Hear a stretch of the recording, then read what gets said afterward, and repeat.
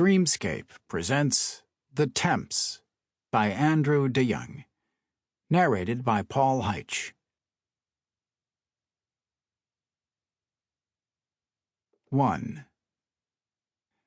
The sky on the morning of Jacob Elliot's first day at Delphi Enterprises was clear and bright, untroubled by any portent of the catastrophe that was to come. And yet it wouldn't be accurate to say the day was cheery.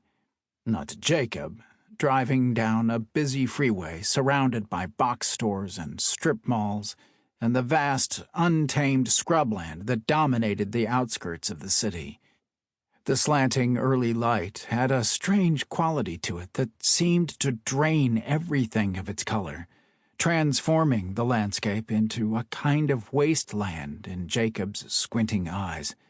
As his car came closer to Delphi, a huge, nondescript office complex whose reflective windows shimmered like a corporate mirage in the distance, the traffic on the highway slowed, then stopped. The emotion that rose up in Jacob's chest at that moment was one of utter desolation.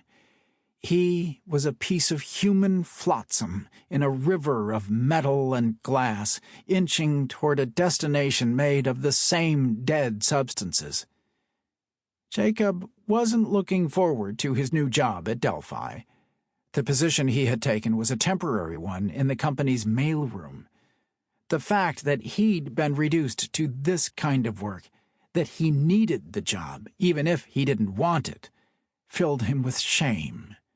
He was a college graduate, for God's sake, a star student in the Department of English, the subject in which he'd majored. His senior thesis, The Game is Afoot, Game Theory and Social Control in Late Victorian Detective Fiction, had been published in an academic journal next to the work of Ph.D. students, tenured professors, and postdocs. And he'd been waitlisted in several prestigious graduate programs, though not, a cruel voice from deep within his mind always reminded him, ultimately accepted to any of them, not even his safeties. But that was a long time ago.